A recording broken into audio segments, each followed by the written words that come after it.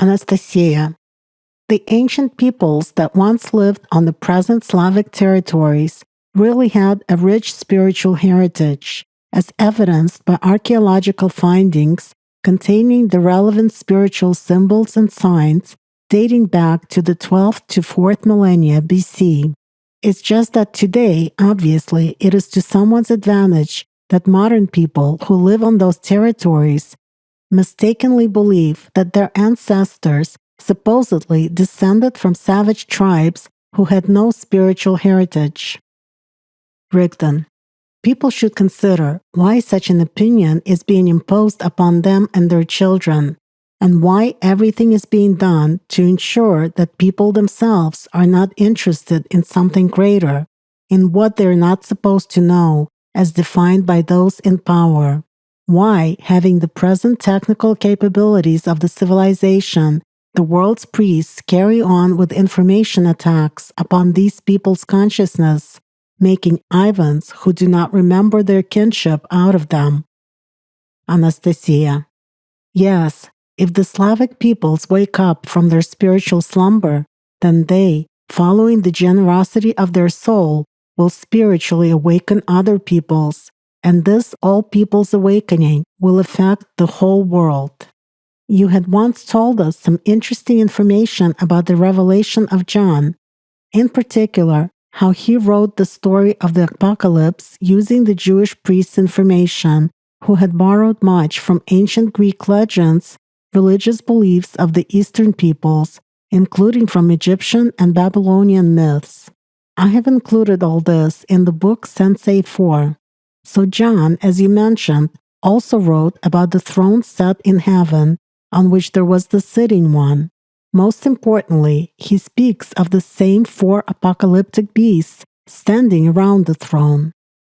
Rigdon. Yes, John also had he who is sitting, who looked like gemstones, like jasper and carnelian, and the glow of an emerald circled his throne like a rainbow. Of course, it is all the same.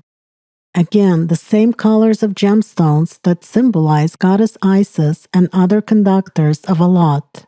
Again, it is the same throne that was set in heaven, and the sitting one was on the throne.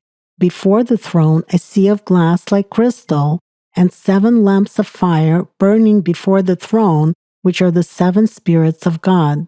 In the middle of the throne and about the throne were 4 beasts full of eyes before and behind.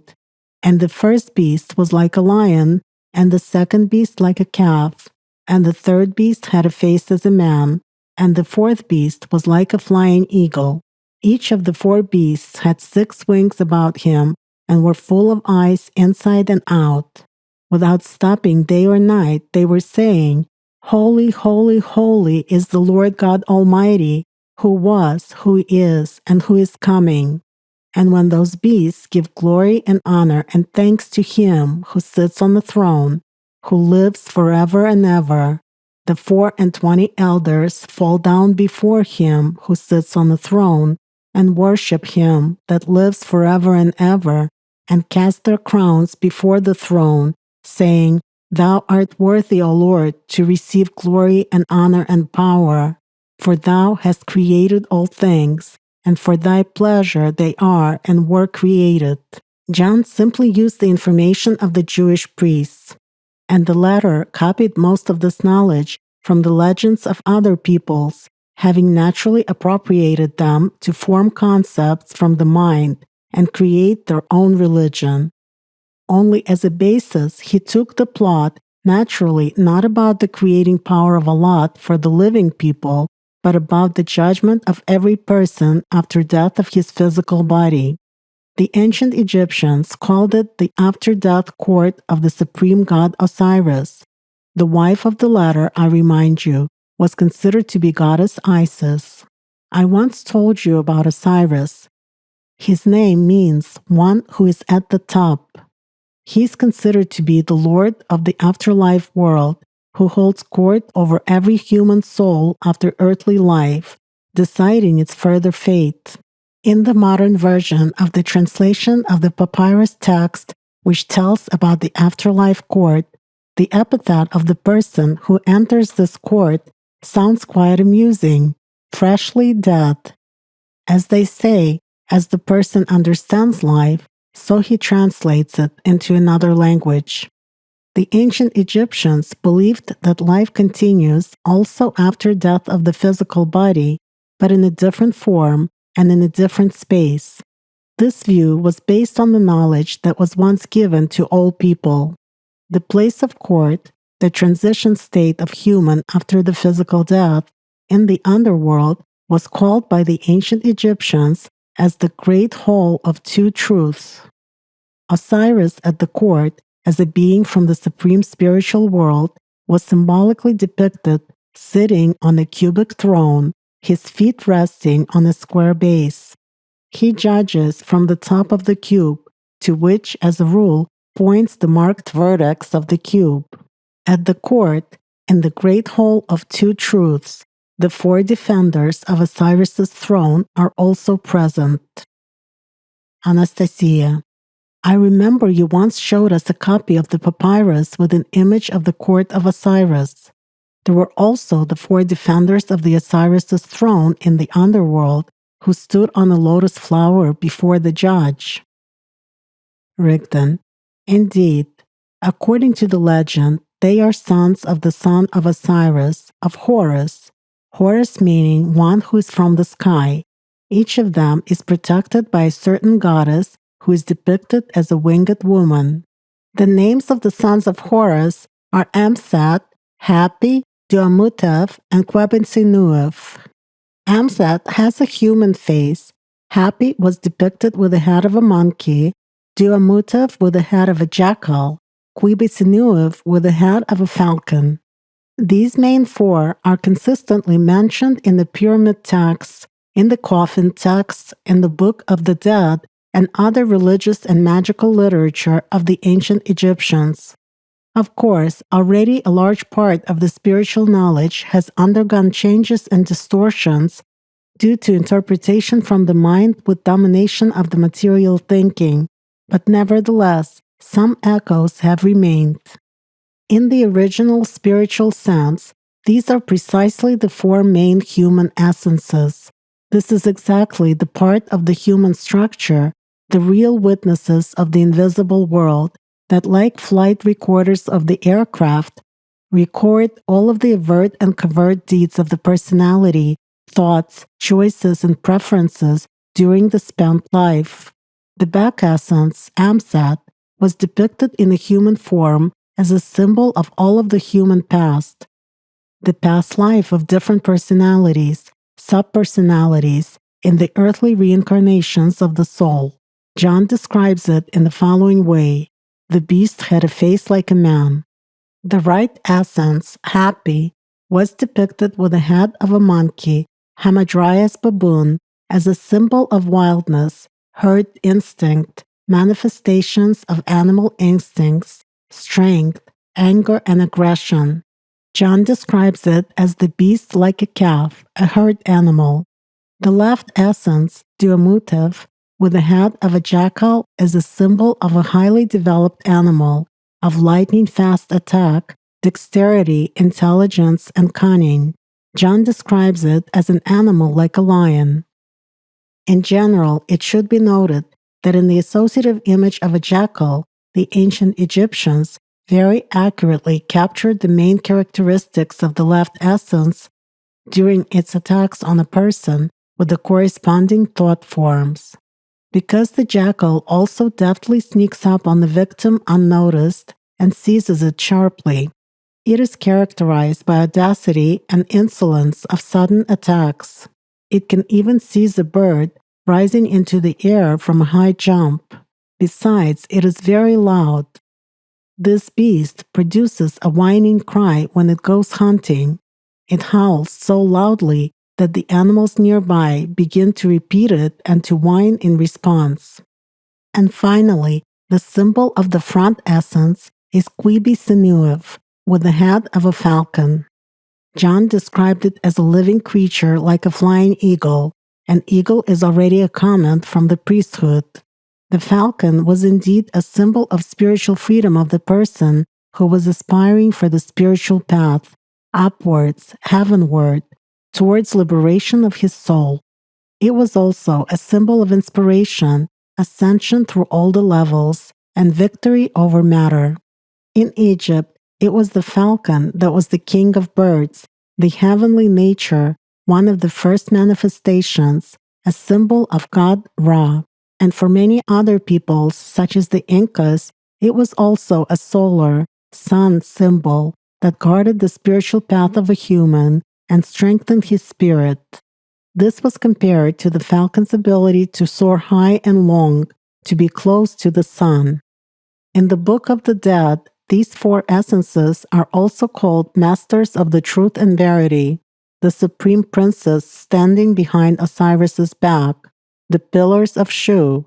Shu, according to cosmological legends, is the one who once raised the sky from the ground and is holding it up, that god of air that divides heaven and earth, in the sacred legends about man, a designation of his shadow in the invisible space.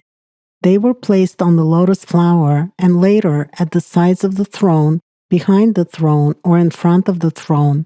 John has it as in the midst of the throne and around the throne. Anastasia. Back then, you had mentioned that in front of the one sitting on the cube, Osiris, there is the symbolically depicted animal mind in the form of a lion, as well as a faded lotus flower on the altar. Of the latter, only the seed vessel remains, on which, as a matter of fact, stand these four essences. Rigdon. That is right.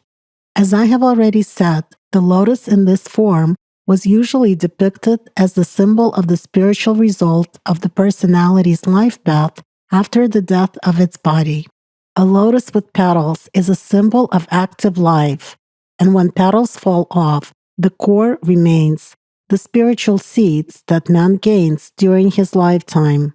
The image of the papyrus symbolically shows four main essences, like witnesses, standing on this core. They are, simply put, the information about each day the person has lived, so to speak, second by second. The notation above them, as a rule, displays symbolic marks of the count of thoughts and deeds, sins of a person, recorded by each essence. This is a kind of conditional indicator of the quantitative equivalent of the active domination of each essence during the life lived by the personality. It is impossible to hide anything. All the secrets are revealed. These four essences become like silent witnesses that never lie. All the person's deeds, thoughts, emotions, experiences, all the temptations, what the person was seduced by, and what he chose throughout life, all is there before the judge. Anastasia. It is interesting that the ancient Egyptian papyrus clearly showed that the human soul does not take part in this process. It only awaits its fate according to the results of the testimonies of the four essences while being on the scale. Rigdon. Yes, usually next to it near the bowl, the symbol of the front essence was additionally depicted, a figure with the head of a falcon, indicating its involvement in the weighing, thus associatively demonstrating how active it was during the person's lifetime. And one of the essences of the animal nature, the back, the right, or the left one, was as a rule put near the opposite scale, on which there was a figure of the goddess of justice and truth, Ma'at, or its attribute, a feather. Here, the dominant essence of the animal nature was depicted, showing how active it was during the entire human life. Most often, the left essence, the jackal-headed figure, was depicted in this place. It is considered to be the oldest one, the one leading the back and the right essences, and the cleverest hypostasis of the animal nature in a human. Anastasia. If we view this from the perspective of spiritual knowledge, it turns out that these essences at first provoke certain thoughts in a person during his lifetime, and then, based on his choice, they record to what he pays the most attention and gives life energy. And after his death, They, so to speak, rat out his personality at this court? Rigdon: that is how it is. However, this court takes place not in the way people have made it up, explaining the processes of the invisible world to each other through associative images that people of the three-dimensional world can understand. These are simply inevitable processes for every personality, taking place, shall we say, at the level of energy and information which awaited after death of the physical body. Anastasia: so if during its lifetime the personality mostly chose the animal nature, activating mainly its back and lateral essences, then in fact it became a sealed subpersonality, and the soul was again immersed in the material world of the animal mind. That is, its reincarnation occurred, and another confinement in the material body. Rigdon: indeed, the soul was again confined, using the language of religion, in hell. In ancient Egypt, for example, this was symbolically depicted as devouring, swallowing the soul by the monster called Amat. This monster personified the animal world of intelligent matter in its image, moreover indicating the three dimensions of the world into which the soul was sent. In particular, Amat had the traits of three animals: the crocodile, the lion, and the hippopotamus. That is, simply put, the soul was sent to reincarnation, returning once again to the earthly life of the three-dimensional world. And if activation of the front essence outweighed during the human life, then the soul became free. According to the ancient Egyptian beliefs, it was sent on the solar ship that also was called the ship of eternity, the ship of million years, to Uru, Yalu, Elysian fields, paradise, that is, to another spiritual world. Anastasia: and if we consider that the ancient Egyptians, just like other peoples, such as the Tripolian civilization, depicted the solar ship in the form of AllatRa sign, a crescent with a circle, the smile of Ra, then the comparison becomes quite intriguing. The one who had once given this knowledge obviously knew much more about the dimensions of the universe and the spiritual world than was subsequently reflected in the religious concepts and beliefs of those peoples. Rigdon: all this exists, and it all has always been. All this is the symbolism of the real energy processes which take place when the personality, together with the soul, leaves the body after its physical death. It is just that all this was explained for a spiritually immature person, for the logic of his material mind, using associative examples of the three-dimensional world which the society of that time could understand. Anastasia: yes, it turns out that there it is impossible to change anything. What you have chosen here for yourself is what you get there. Life is indeed a very responsible business. Trials, the burden of life, are truly given according to my strength and nothing beyond that. And the main thing is that I understand that in fact it is not difficult for me to control myself here and now. Ignore these provocative whispers of the back and the lateral essences, because it is all in my hands. It is I who chooses whether to listen to them or not. I just need a little more control on my part. If some quality of the animal nature has manifested itself somewhere, I must not allow it to develop in me. I must focus more in this moment on positive thoughts and do more spiritual and constructive deeds during the day. This has been said from century to century. We can recall, for instance, recent periods. Let us take, for example, lines from Jesus' biblical Sermon on the Mount. The lamp of the body is the eye.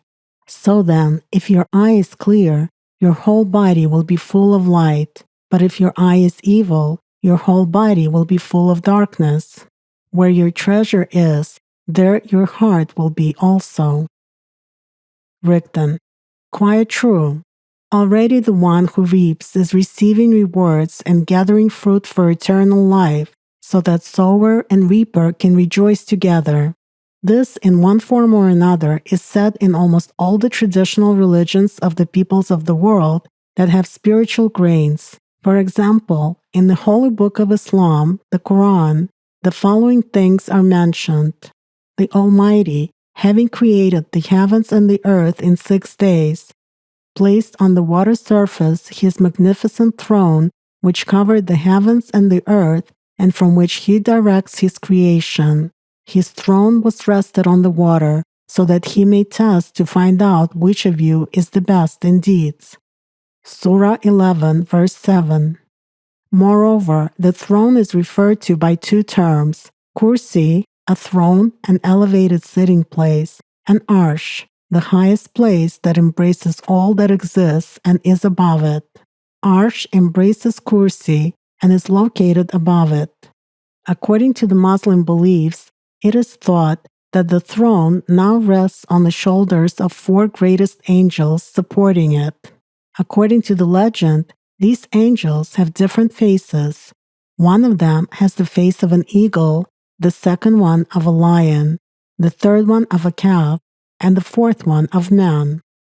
The Quran mentions that Angel Gabriel, who passes on the revelations of the Almighty to prophets, including in the form of scrolls and books, and who comes to help in case of need, tells Muhammad about the spiritual mysteries of the human soul, waging its fight in space and time, about reward and retribution for each person on Judgment Day for the deeds in the earthly world.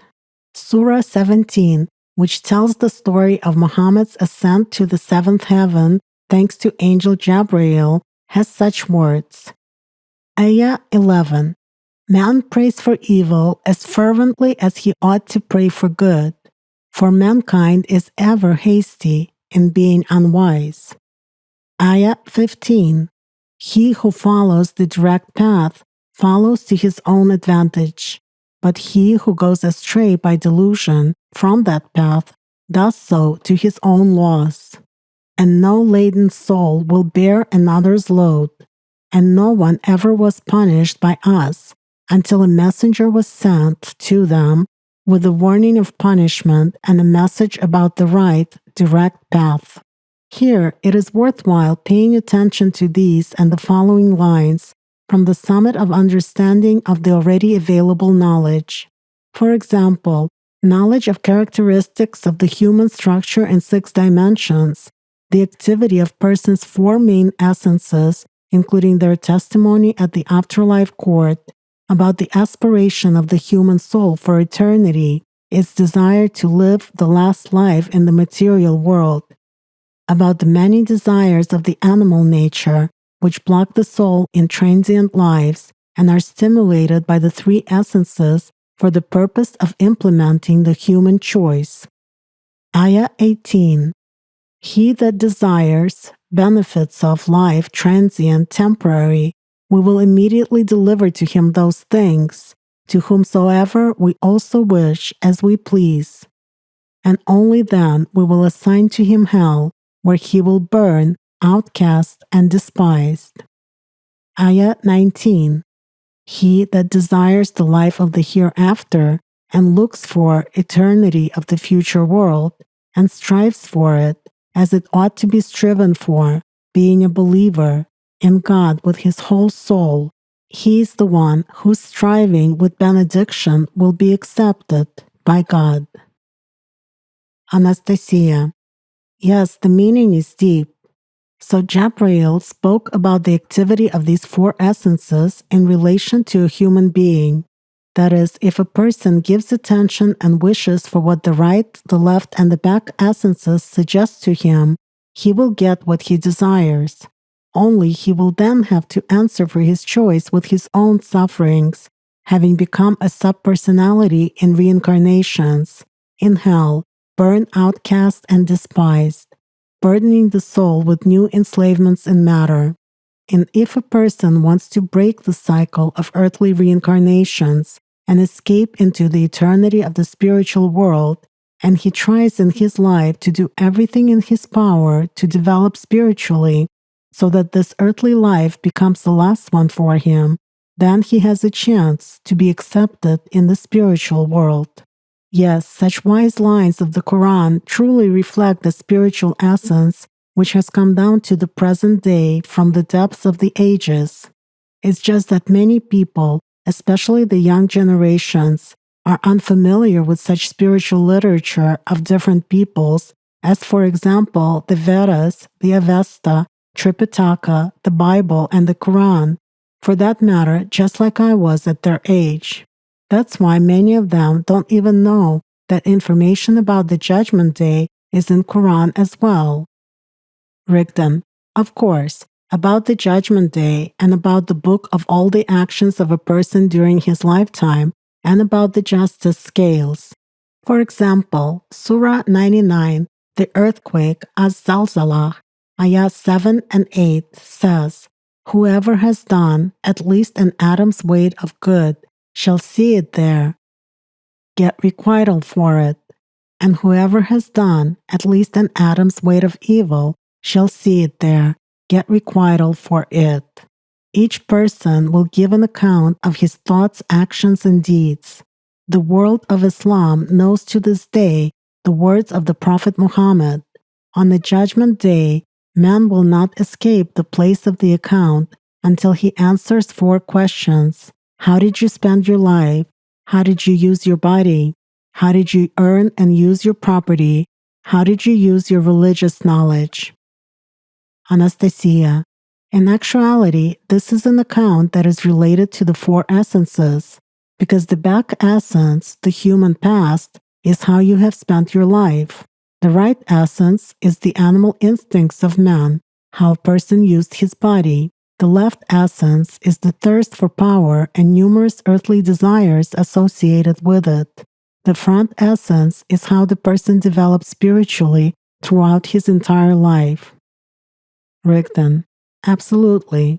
In Surah 21, the Prophets, Al-Anbiya, Ayah 47, it says, "On resurrection day, we shall set up scales of justice so that no one will be dealt with unjustly in any way, not even as small as a grain of a mustard seed. For none can take account of deeds as we do." Anastasia. Indeed, people see only the outer religious shell of the face unknown to them, but do not even try to grasp the essence of spiritual grains that are laid there. Rigdon. Unfortunately, that is so.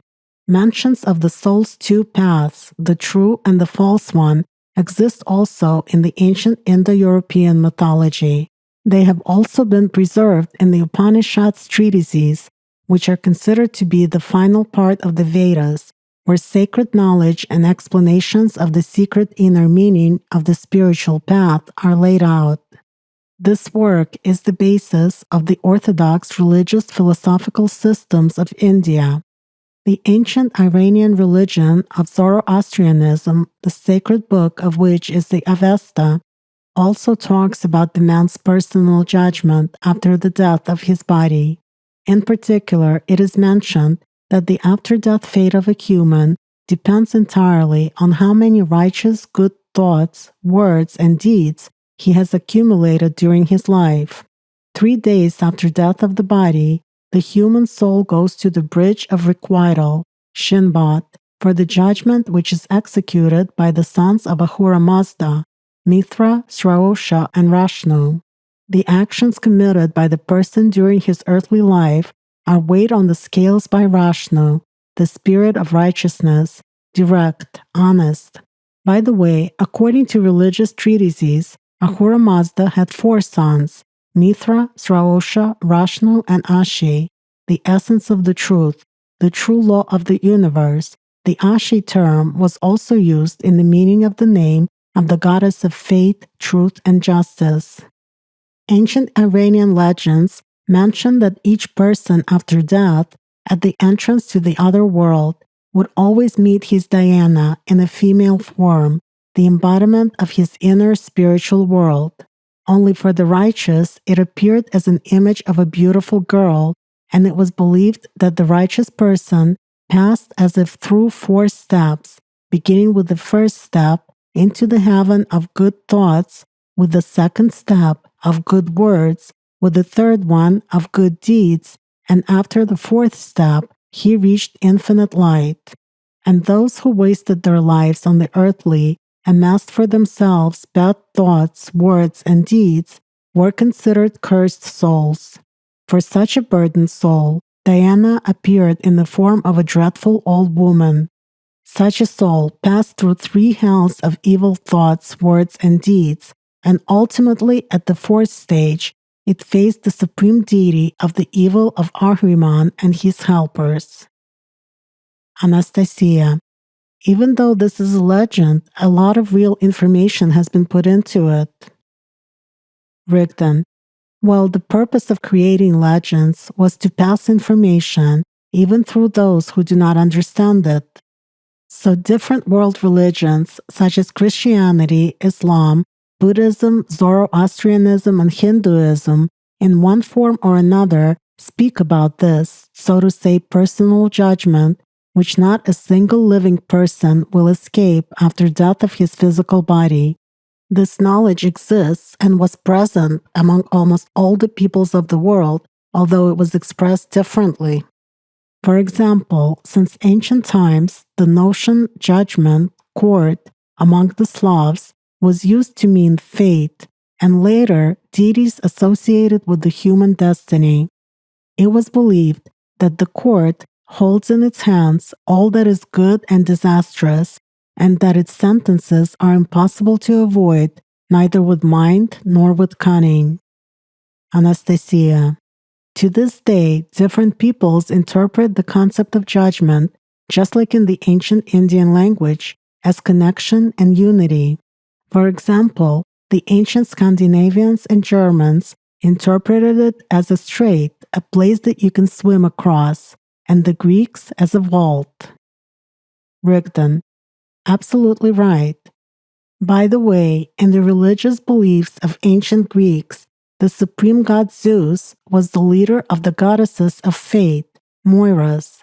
It was believed that all the people have Moira. The Greek word Moira means fate, destiny. In early religious beliefs, they called it the inevitable law of nature, the divine predestination. According to the beliefs of the ancient Greeks, Zeus ruled over the earth and below it and passed judgment on the dead. It was mentioned that the behests of the human fate were often unknown to Zeus, and it was only on golden, celestial solar scales, where one scale embodied human life and the other one stood for death, that he learned his fate. Zeus himself remained indifferent to the weighing results, and for the living people, he took the good and the evil out of the 2 vessels and handed them out blindly to people at random. In the Chinese beliefs, there are mentions of the books of fate which are stored in the other world, where the main events and the duration of life are indicated for each living person. In the Sumero-Akkadian religious beliefs, it was thought that to die meant to meet your Shimta, in other words, that which invisibly accompanied a person throughout his entire life and which determined his further fate. By the way, there were the concepts of Shaidu and Alade as 2 opposing forces that were embodied in the human life force, defining his character and destiny. At that, the word Alade was used in the meaning of creation, and such examples are quite numerous. Anastasia.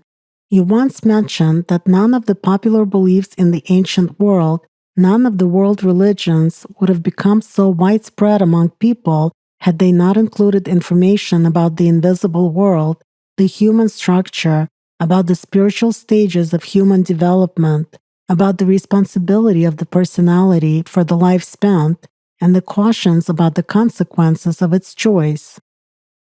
Rigdon. Religion is only an external form, the variety of which was invented by priests at different times, mainly for the implementation of their earthly goals.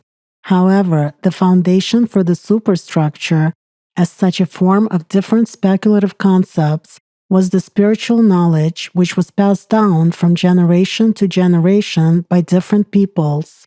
Otherwise, these religions would not have been attractive to the masses.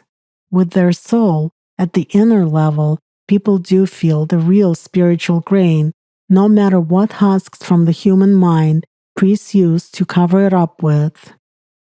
Anastasia: yes, you have repeatedly told us that after death of the person's body, whether he likes it or not, personal judgment on him takes place in the invisible world.